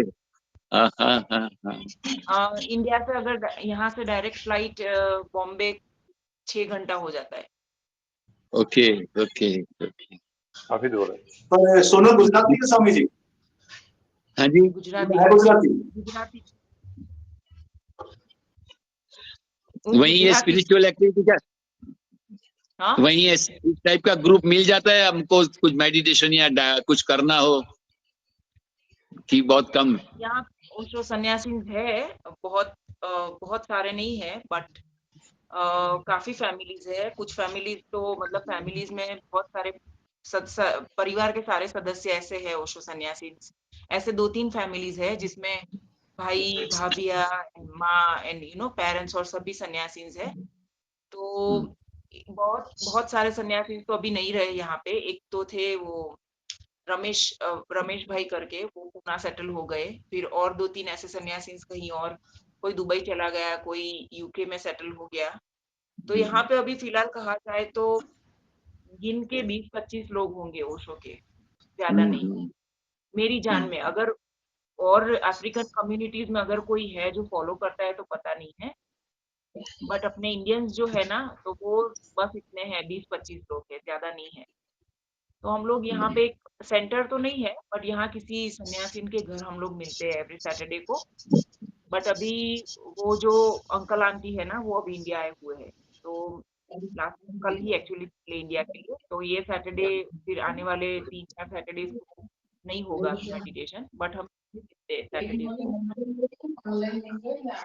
Saturday को मिलते हैं। फिर कई बार कोई सेलिब्रेशंस होते हैं, जैसे ओशो की बर्थडे का हो गया, या 21 मार्च हो गया, ओशो का निर्वाण दिवस, महापरिनिर्वाण। तो ऐसे सेलिब्रेशंस होते हैं। बट पहले बहुत होता था, अभी बहुत कम हो गया है, क्योंकि पता नहीं कोविड के बाद सारा कुछ डिस्टर्ब हो गया, सारा ग्रुप बिखर गया। तो पता नहीं कोविड से तो ऐसा हो रहा है कि हम सिर्फ 5 लोग मिल रहे हैं अभी। तो पहले बहुत मिलते थे, 15 लोग हो जाते थे। कभी लाइव मास्टर से मिले? नहीं, यू भी ओशो से समझाइए ना। नहीं। हाँ, मुझे यही तो पूछना था एक्चुअली आप सीनियर सन्यासी को, कि आपने तो ओशो को मिले, आप सभी तो मिले हुए हो ओशो को, है ना? तो कभी ओशो के जाने के बाद आपको ऐसा फील हुआ कि आप कहीं पे स्टक हो गए हो, कहीं पे रुक गए हो, आपकी गति, या ऐसे कुछ हुआ है कभी? आप ऐसा कोई एक्सपीरियंस शेयर करना चाहोगे? नहीं, कभी ऐसा कभी नहीं लगा। ओशो की हाँ, नहीं लगा? नहीं, कभी नहीं। नहीं, मगर मेरी एक आपसे विनती है कि कभी भी मतलब ओशो हो, कोई भी एनलाइटन मास्टर जैसा भी गुरुजी है, तो एक हाँ, एफर्ट, सिंसियर एफर्ट्स करके उनके संपर्क में आना चाहिए, मेरा कोई प्लानिंग भी। है नेक्स्ट मेरी विजिट जब इंडिया होगी ना, तो मैं खेड ब्रह्मा जाना चाहती हूँ, हिमांशु स्वामी के उसमें। एटलीस्ट स्पेशली 3-4 दिन रहना है वहां पे। बहुत एक्चुअली सही, मेरी बहुत बहुत सही। इच्छा थी, हाँ, स्वामी ब्रह्म वेदांत को भी मिलने की, बट नहीं हो पाया वो। हाँ जब हाँ आना होता हाँ, था तो संयोग नहीं बनता था उनको मिलना। तो अभी तो है, मुझे पूर्णानंद स्वामी जी से मिलना है, और स्वामी हिमांशु वहाँ खेड ब्रह्मा। 2 जगह तो पक्का मैंने सोच मिलिए। के रखी है कि जाना है हाँ हाँ मुझे। हाँ, क्योंकि फिर आप फील करेंगे कि कितना फर्क पहले मिलने से पहले और मिलने के बाद में पड़ता है। मैंने आपको एक्चुअली नहीं बता, मैंने ऐसा होता खाली था ना। सिंपल शिविर अटेंड की ना, उसके बाद मेरी इवन मैंने स्कूल टाइम से ओशो को पढ़ता था। जब उन ओशो के खाली अखबार में आर्टिकल आते थे, सब तब से पढ़ता था। कॉलेज, नौकरी, तब तक पढ़ना लगा। मगर जब शिविर अटेंड की, तब उसके बाद का कुछ कनेक्टिविटी देखो, फिर अपना यात्रा का कुछ मार्ग, जैसे सेकंड थर्ड गियर में गाड़ी चलती हो ना, ऐसा लगता है। हाँ, वो 4th गियर वाला फील करना है। 4th गियर में गाड़ी हाँ कैसे हाँ, चलेगी, तो 110 की इसीलिए रफ्तार पे। आपको हाँ, रिक्वेस्ट है कि कैसे भी आपको जहां भी मतलब शूट करे, एक लाइव मास्टर से जुड़िए, हाँ। मिलिए, शायद ऐ- फिर कुछ ऐसा होता अस्तित्व। था ना स्वामी जी, कि इंडिया तो हमारा एवरी 2 इयर्स आना रहता था। एवरी 2 इयर्स हम हाँ, लोग आते थे इंडिया। तो अभी अब तक तो कैसा था कि बच्चे बहुत छोटे थे, तो उनको छोड़ के निकलना, किसी के ऊपर सौंप के, तो मुझे नहीं जमता था वो, कि बच्चों को कहीं और किसी को सौंप दिया और हम निकल गए। अभी बेटा भी बड़ा हो गया, छोटा दूसरा नंबर वाला, तो भी आराम से निकल सकते। और एक दफा मन बनाइए ना, तो सब पैरामीटर्स ऑटोमेटिक सेट हो जाएंगे। देखो हाँ, वो भी होता है कि नहीं। हाँ। मैं माधवपुर था तो बहुत सन्यासियों को सुना कि एक दफा मन बनाते हैं ना तो वो रिजर्वेशन, रजा, छुट्टी, काम का प्लानिंग, फैमिली का प्लानिंग सब ऐसे मास्टर्स लोग सेट करते हैं ना कि रास्ता बन हाँ जाता है फिर। चलो ऑल द बेस्ट, और हमारी प्रार्थना कि आपका जल्दी मुलाकात हो। हाँ हाँ पक्का, अभी तो इंडिया पक्का आना होगा तो जाना ही है उधर। हाँ पक्का, मैं अहमदाबाद में ही हूँ, तो युगदेव हाँ जी भी और कहीं से भी, हाँ तो हाँ आपको ले जाना होगा तो भी ले जाएंगे हम, पूरी फैमिली। हाँ और अहमदाबाद में गुरु जी का सेंटर बोलो या जो भी, अहमदाबाद गुरु जी आते काम करते हैं जब भी लंबा स्टे करके, तो अपने घर पे ही हाँ होता है, तो वो भी आपको फीलिंग मिलेगी, हाँ है ना। और गुरु खेल ब्रह्मा तो जाना ही सुनने जाना है, वाले वहाँ अपना तो हाँ खाली एक लैंडिंग स्पॉट है खाली। हाँ ओके, क्योंकि यस मेरे सर। को इंटरेस्ट आया सोनल के सवाल में, जो कमलेश्वर जी ने जवाब दिया ना, कि कमलेश्वर जी हाँ जी। कई बार कृष्ण कबीर जी, कमलेश्वर जी दोनों से जानना चाहूंगा ना, सोनल ने पूछा अभी कि आप लोग ओशो के समय में उनके साथ थे, तब एक फीलिंग थी आपकी, आपके गुरु शरीर में हैं और आप लोग साधना कर रहे हैं, तो सोनल ने जो पूछा कि ओशो जब चले गए इस शरीर से और आप लोगों का संपर्क टूट गया, उसके बाद कुछ फर्क आया जिंदगी में? नहीं, मुझे जो इसने पूछा कुछ फर्क नहीं आया, कुछ नहीं, कुछ फर्क नहीं पड़ा, अभी कभी कभी महसूस नहीं हुआ। कोई कमी महसूस नहीं। नहीं, जैसा पहले था वैसा का वैसा चल रहा है, कोई फर्क नहीं पड़ रहा। आज भी वो तो गरीले उतने ही है जितने पहले थे। वो तो एक्चुअल में बॉडी में तो एक ठहरे हुए थे, वो तो एक मजबूरी थी। ओशो बॉडी थोड़ी थी क्या, ओशो को बॉडी में कन्फाइन करना तो अपनी समझ को सीमित करना है। ओशो तो उतना ही अवेलेबल है, बिल्कुल उतना ही अवेलेबल है। अब इसको आप किसी भी रूप में मानो, लेकिन मुझे कभी नहीं लगा कि ओशो कोई कमी हो गई है। हालांकि ये बात जरूर है कि जब ओशो के देहांत का समाचार आया था तो मैं रोया था फूट के, वो बात अलग है। उसमें कोई, उसके बाद कभी लगा नहीं है कि कोई कमी हो गई जिंदगी में। बाकी जीवन और ज्यादा समृद्ध हुआ, यूं मान लो।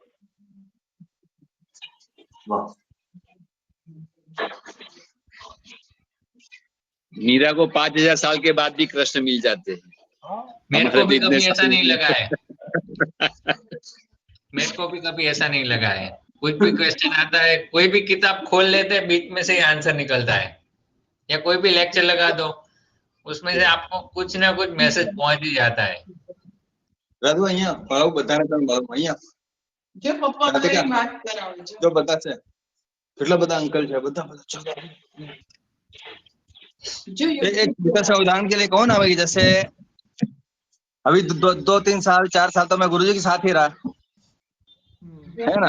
अभी 1 साल से गुरुजी के साथ नहीं हूँ, तो कहीं 1% भी ऐसी फीलिंग नहीं है कि मैं उनके साथ में नहीं हूँ। अब बात समय वो 10 साल हो या 20 साल हो या कितने भी साल हो, एक बार आप जुड़ गए हो तो आप उनके साथ ही हो। ये एहसास कभी आता ही नहीं है कि आप कहाँ रह रहे हो कहाँ नहीं रहे हो। इसलिए मास्टर की शरीर से दूरी का कोई फर्क नहीं पड़ता। हेलो राधिका, ये है, हेलो हाय हाय राधिका। हेलो राधिका।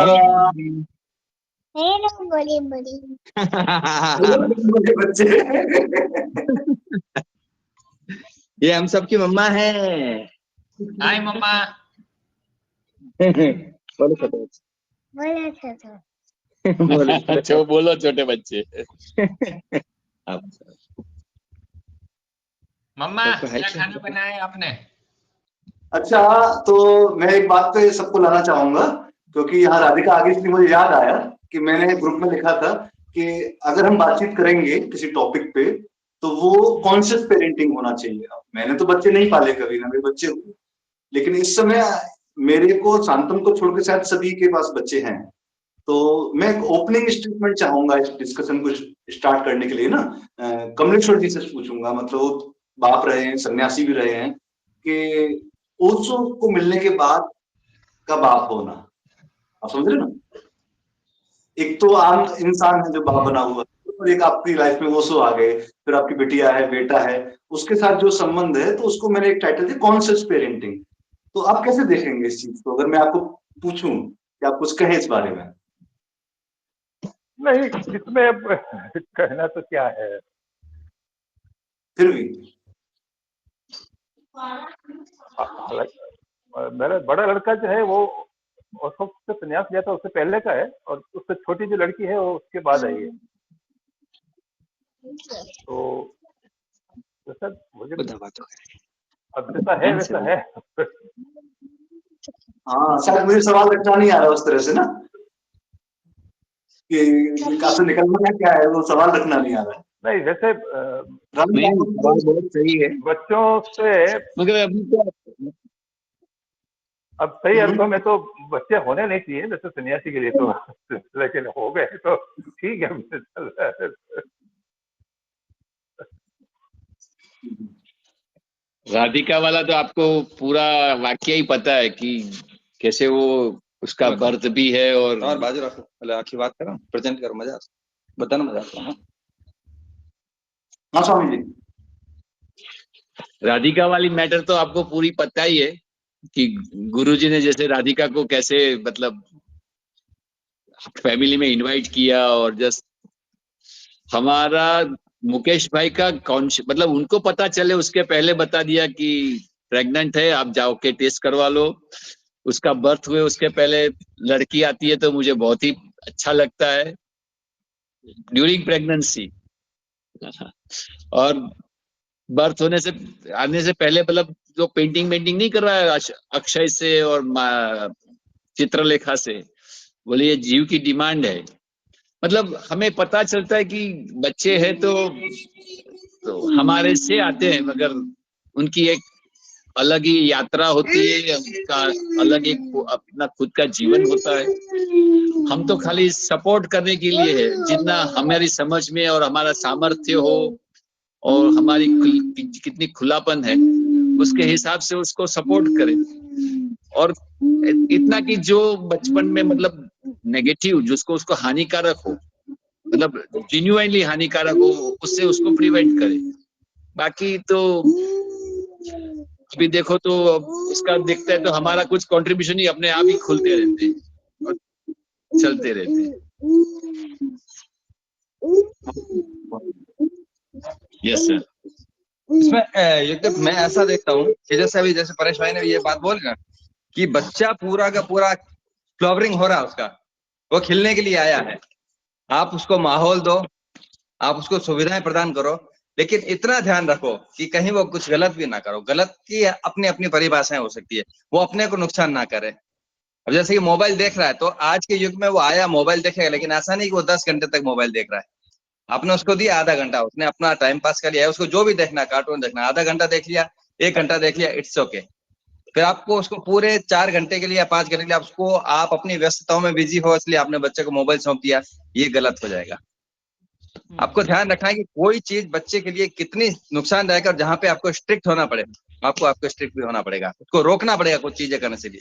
लेकिन जो कहते हैं उसके रुदन मतलब रोए तो उसका बहुत डरना नहीं है, रोने से फिक्र नहीं करनी है, क्योंकि बच्चे की साइकोलॉजी इतनी होती है, उसको पता चलता है माँ बाप की, मेरे माँ बाप किस बात से मेरी बात मान जाएंगे। उसको पता अगर मैं 2 दिन तक रोऊंगा तो मेरे माँ बाप मेरी बात मान लेंगे, वो चीज उसको पता चल जाएगी। तो बच्चे के साथ बहुत ही केयरफुली और बहुत ध्यान से बहुत अच्छे से काम करना पड़ता है। बच्चे की स्वतंत्रता भी हनन नहीं होनी चाहिए, ऐसा भी ना लगे उसका आपने पूरा बांध दिया उसको उसकी फ्रीडम भी मिलनी चाहिए, लेकिन उसको उसकी लिमिट भी, जब तक वो पूरा मैच्योर ना हो जाए उसको ध्यान रखना भी पड़ता है। ये दोनों चीजों का हमें ध्यान रखना पड़ता है। विशेषकर जब तक बच्चा 5-6 साल का होता है तब तक पेरेंट्स की बहुत ज्यादा जिम्मेदारी बनती है और उनको बहुत ध्यान देना पड़ता है उस पर।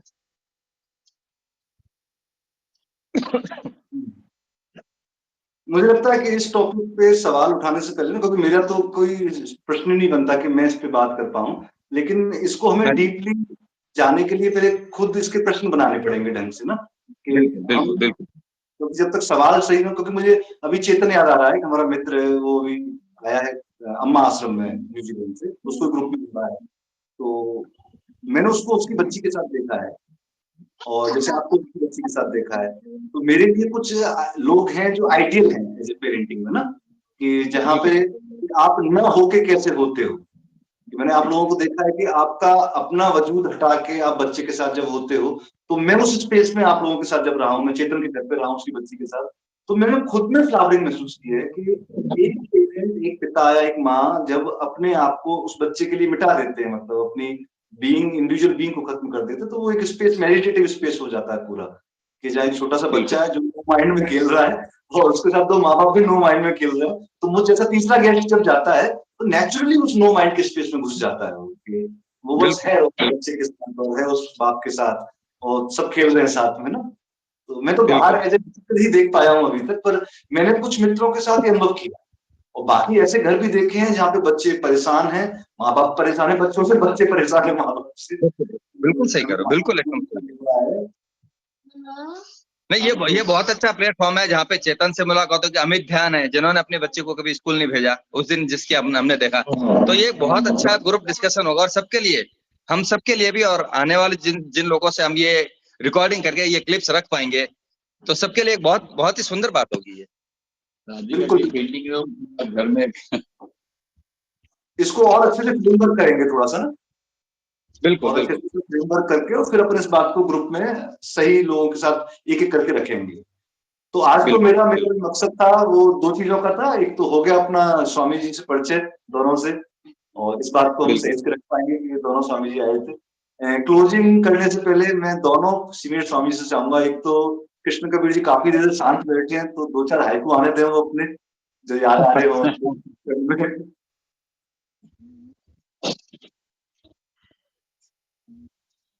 सुनाइए स्वामी जी, कुछ याद आ रहा है?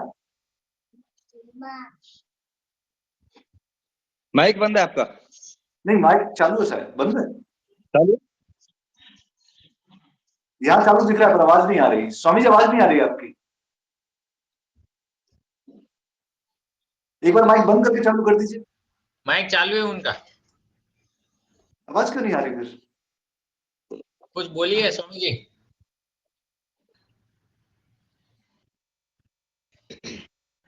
और पेड़ वाला सुना तो बहुत ही एकदम क्लास।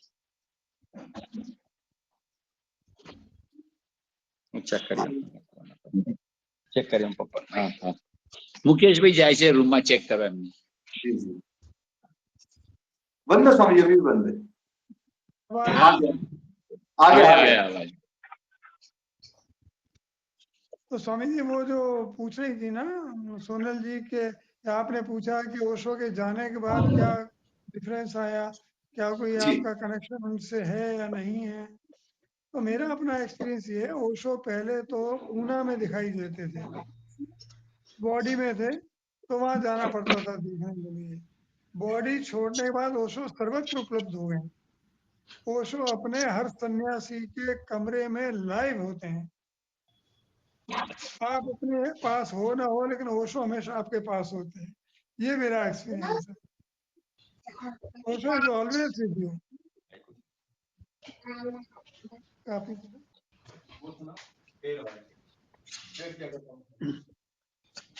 स्वामी जी एक दो हाइकू आपको सुना देता हूँ।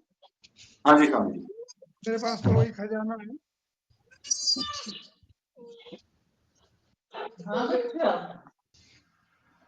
शांति शांति शांति।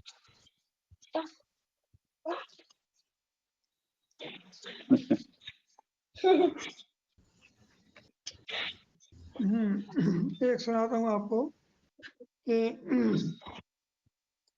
जिनके पास पांव थे वो चलकर प्यास बुझाए, और जिनके पास पंख थे वो उड़कर प्यास बुझाए, और जिनके पास न पांव थे न पंख उन पर बरसी झूम कर घटाए। क्या बात। तो कोई ये सोचता है कि मेरे पास मास्टर नहीं है, मैं कैसे ढूंढूं, तो मास्टर की घटा आके बरसेगी उसके घर के ऊपर।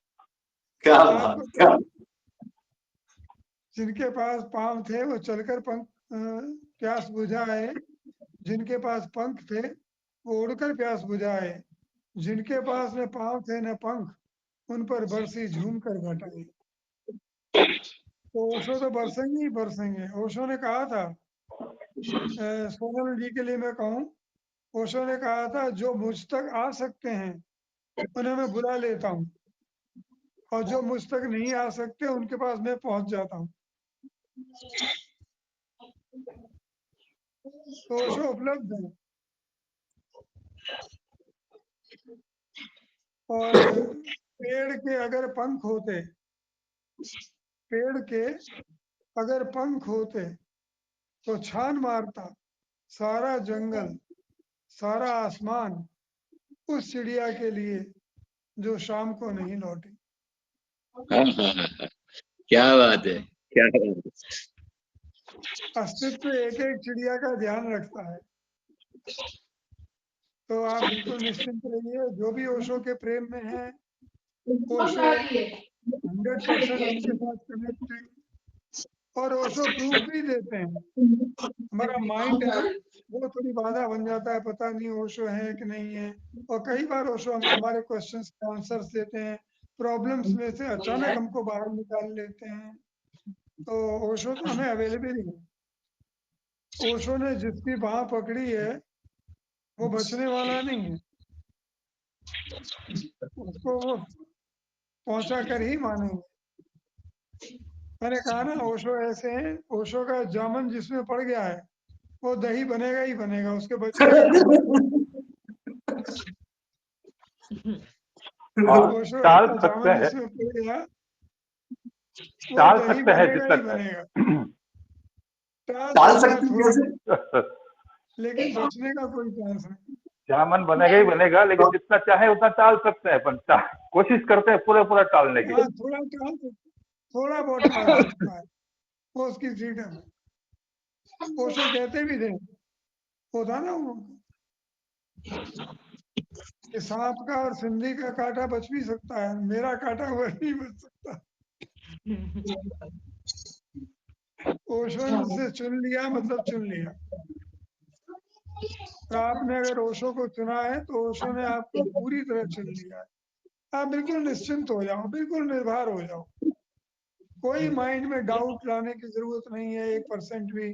पता नहीं ओशो मेरे पास है कि नहीं है, अब तो ओशो हाँ, चले वही गए, ओशो को बिल्कुल स्वामी जी डाउट वही करने की हो रहा जरूरत था कि बीच में मतलब इतने सालों से थोड़े थोड़े टाइम के लिए कुछ कुछ टाइम के लिए मुझे ऐसा लगा था जैसे कहीं पे मैं स्टक हो गई हूँ, मेरी मतलब आगे नहीं बढ़ रहे हैं हम, वो फीलिंग आती है ना कि पता नहीं ओशो है भी साथ में कि नहीं है।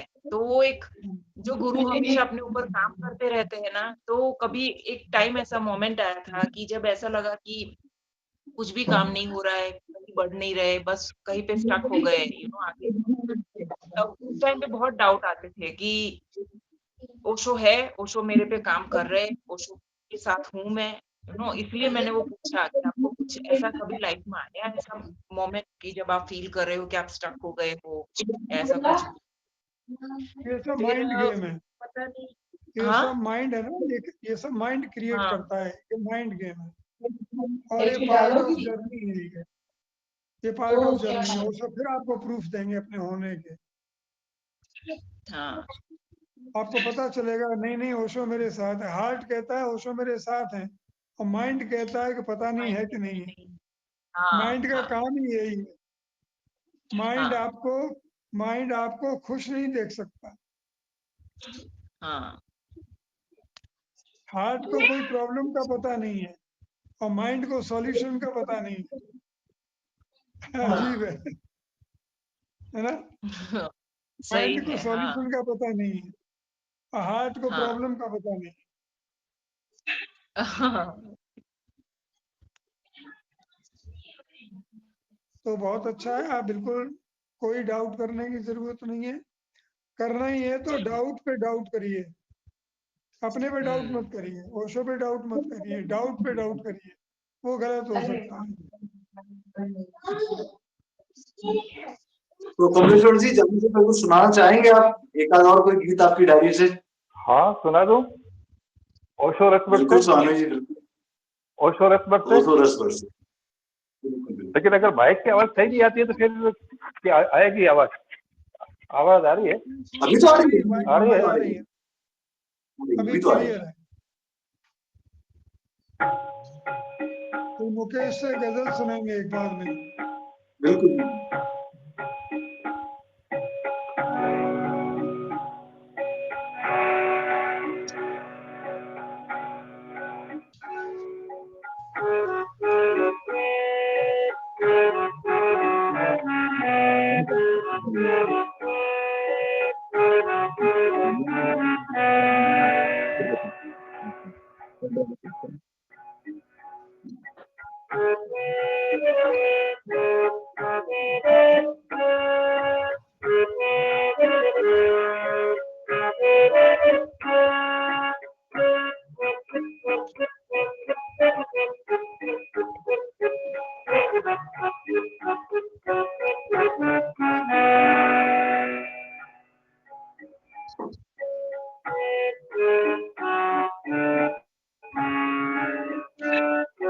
ओशो रस बरसे,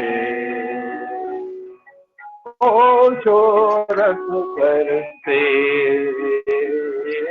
ओशो रस बरसे,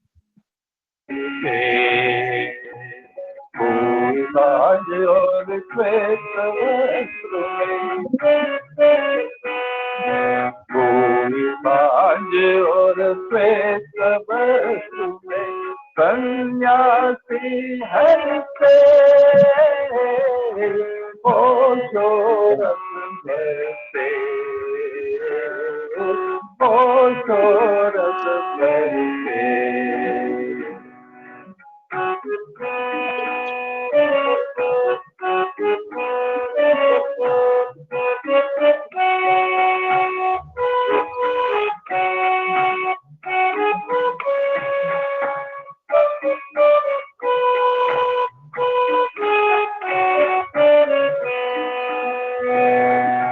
दूर दूर से प्यासे आए, दूर दूर से प्यासे आए, में का दीप जलाए, दूर दूर से प्यासे आए, में का दीप जलाए, जन्मों के दर से, जन्मों के दर से, ओशो रस बरसे, ओशो रस बरसे।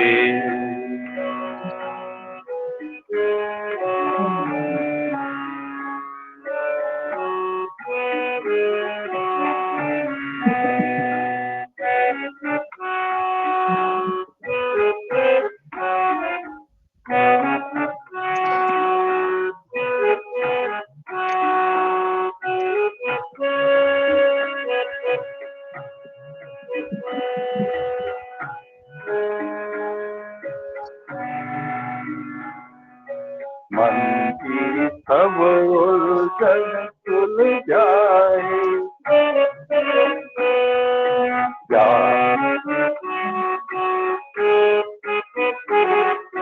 मन की सब उलझन सुलझाए, तन का प्रश्न और तर्क मिटाए, मन की सब उलझन सुलझाए, तन का प्रश्न और तर्क मिटाए, बिन बादल बरसे,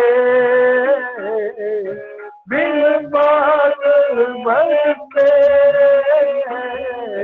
ओशो रस बरसे, ओशो रस बरसे।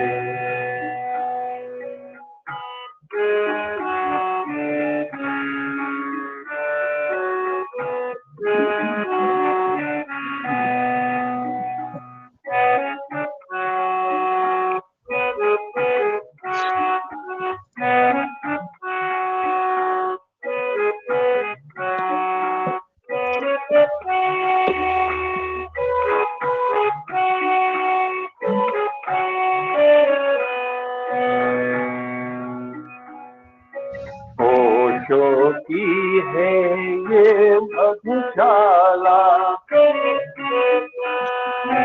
ज्ञान प्रेम की चलती हाला, ओशो की है ये मधुशाला, जान प्रेम की चलती हाला होशों के करते होशों के करते होशों रस बरसे होशों रस बरसे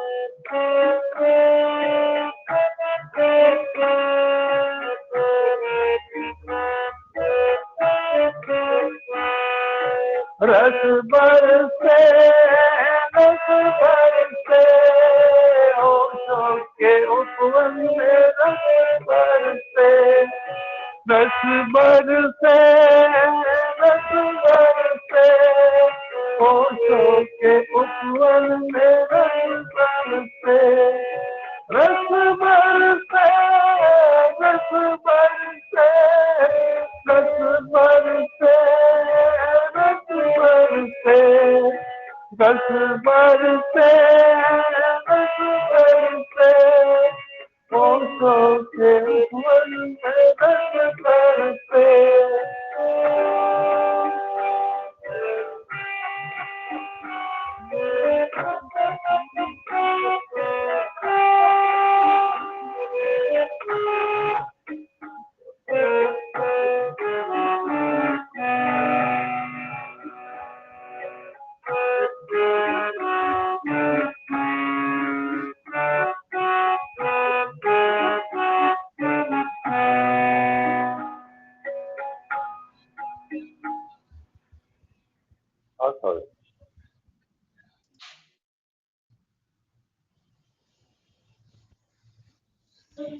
बहुत ही अच्छा, बहुत सुंदर।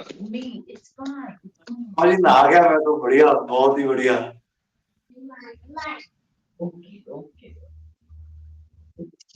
बहुत ही सुंदर बैठक रही आज की, आनंद आया प्रभु। मीनू बहन का बर्थडे है, सब लोग विश कर दो भाई। हाँ, मीनू बहन कहाँ है? हैप्पी बर्थडे मीनू बहन। आज मीनू बहन का बर्थडे है हमारे सामने। Happy birthday. Thank you thank you thank you. हाँ, काश आप मोबाइल से भी केक भेज सकते ना हमको। आ जाओ, इधर खिला देती हूँ। You have to come to Ahmedabad, Ahmedabad आना पड़ेगा। नहीं, कोई बात नहीं। ये मेरे बढ़िया। अलग है इससे। ठीक, और किसी को कुछ कहना हो तो अभी हम हैं यहाँ पे। अच्छा, કેમ છે? મજામાં યુગદીપ? મજામાં। कौन कब प्लान है यहाँ आने का? मेरा अभी कोई प्लानिंग नहीं है। फरवरी के बाद। फरवरी के बाद। हाँ, बोलो बोलो बोलो बोलो। કેટલા જણ ગુજરાતી છે અહીંયા? હું ગુજરાતી છું। गुजराती काफी है। हेलो, गुजराती नाम લીધું ને તો આનંદ બાયરિયા ને એમને તાત્કાલિક કેમેરો ઓન કર્યો કે આ મારો મેલ પડી જવાનો છે। હા, આઈ રહ્યા ગુજરાતી।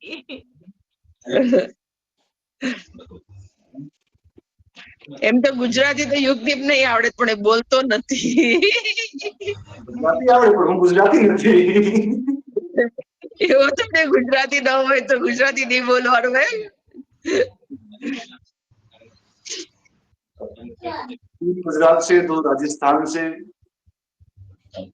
તો બીજો મુકેશ કેવું ગુજરાતી બોલે છે, રાજસ્થાની છે તો।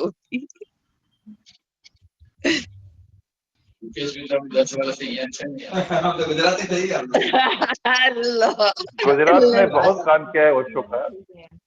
ओशो का सारा स्ट्रक्चर एक्चुअल में गुजरात से तैयार हुआ है। ओशो का जो बेसिकली स्ट्रक्चर तैयार हुआ है वो सारा गुजरात से तैयार हुआ है। बहुत काम किया है गुजरात में।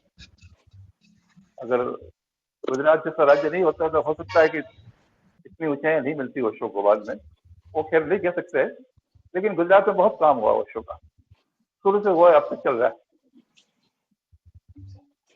और उनके बाद भी काम संभालने वाले भी बहुत आ गए, 2-3 गुरु जी थोड़े। ब्रह्म वेदांत जी है, हिमांशु जी है, पूर्णानंद जी बाबा है भैया, तो गुजरात में आके काम कर रहे हैं नर्मदा किनारे। ये उनका भी आश्रम ही काम कर अच्छा अच्छा, भूमि है, भूमि की ताकत। हाँ पूर्णानंद। पप्पा का आश्रम तो एक मध्य प्रदेश में भी है, जामली में। हाँ हाँ बिल्कुल। कमलेश्वर जी, मुझे याद आया अभी एक बार अपनी बात हुई थी कभी कि उदयपुर से भी संबंध है ओशो के काम का कुछ ना, ओशो के काम की शुरुआत उदयपुर से हुई थी। बिल्कुल, मेडिटेशन कैंप की ध्यान शिविर की शुरुआत उदयपुर से हुई है।